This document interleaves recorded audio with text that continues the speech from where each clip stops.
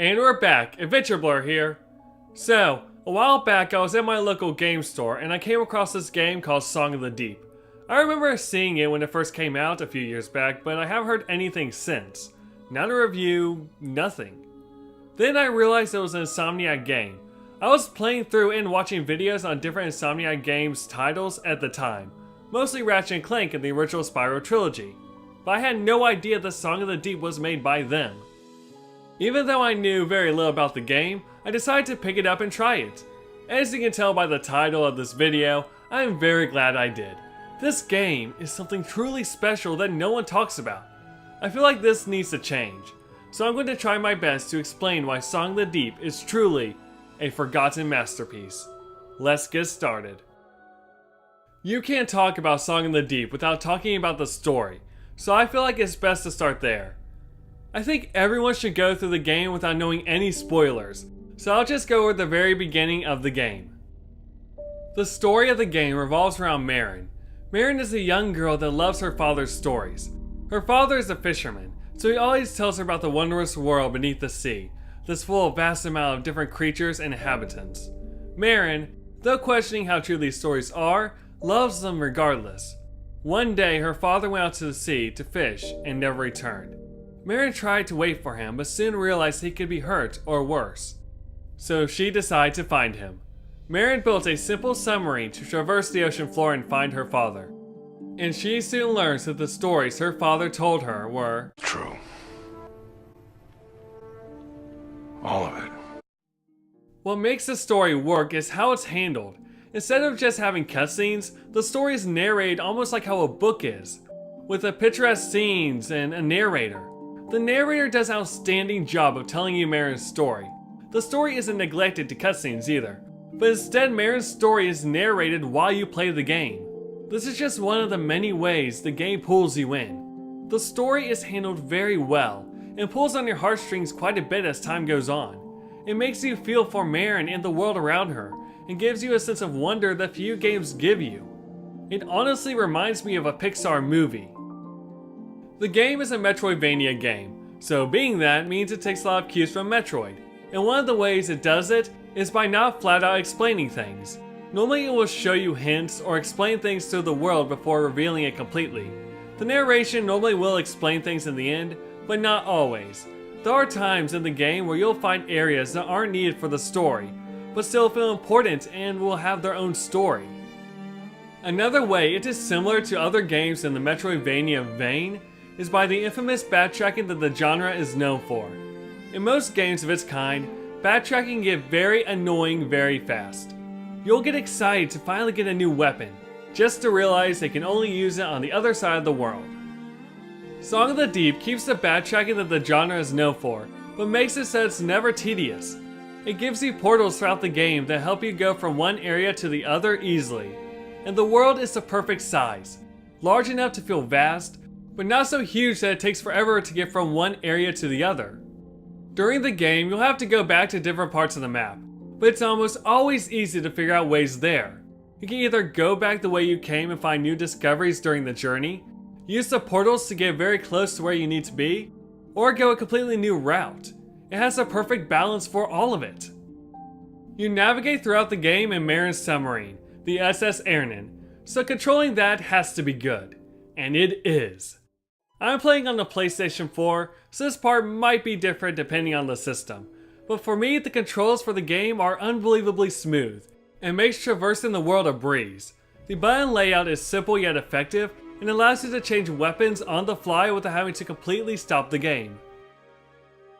Speaking of weapons, the game gives you several different power-ups to use throughout Marin's journey, from a giant claw to ice missiles to even a diving suit.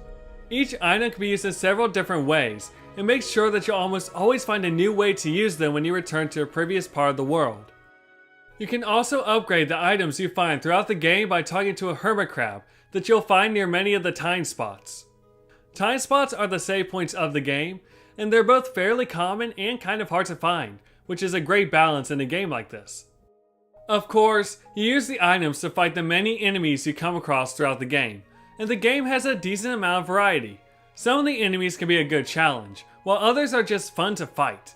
and though the combat is tedious at first, the more you play the game, the better it gets, because of the items you unlock.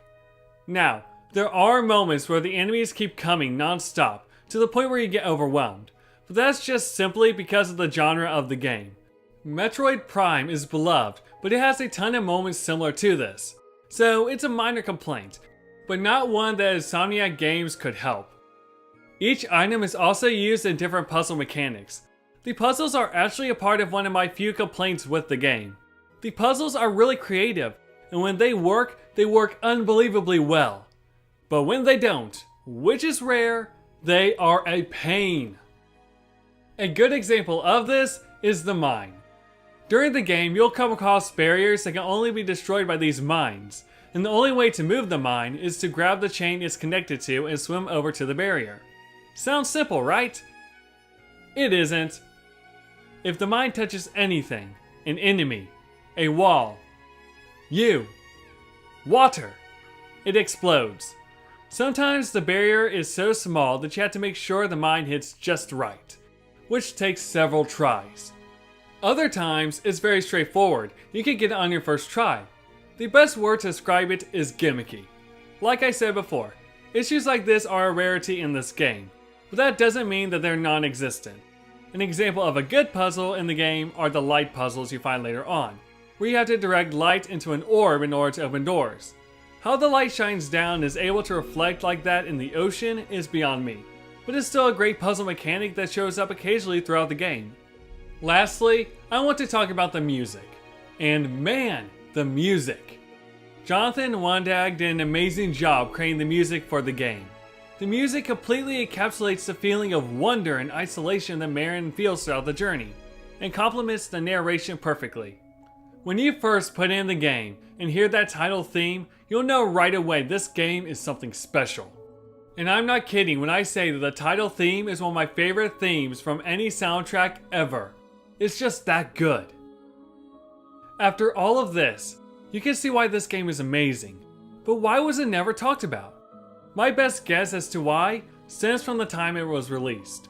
Song of the Deep was released in 2016, during a time when there was an oversaturation of 2D games. If you read the comments of the reveal trailer, you could tell that people were completely writing it off, thinking it was just another 2D game in a world of thousands of them. The game didn't stand a chance, and the reviews didn't help either. Granted, I'm not too surprised about this one, seeing as the entire game was underwater. Another aspect that could have potentially have hurt the game was that the game was actually published by GameStop under the Game Trust name. GameStop has a pretty mixed reputation amongst gamers, so that probably made people skeptical about the game, even though Insomniac Games were the developers of it. I feel like this game appeared and disappeared within weeks, and deserves to be talked about more. Song of the Deep's story is overall short, about 5 to 8 hours, but collecting everything in the game will add to that time easily. And it's a game that's pretty replayable. I plan on going through the game about once or twice a year now. And Song of the Deep is also a really great deal. You can get it for about $10, or even the collector's edition for $20. This game may not be for everyone, and it may not be the perfect game, but I believe that everyone should take the plunge and dive below the surface with Marin at least once. So, this is AdventureBlur, and I will see you next time.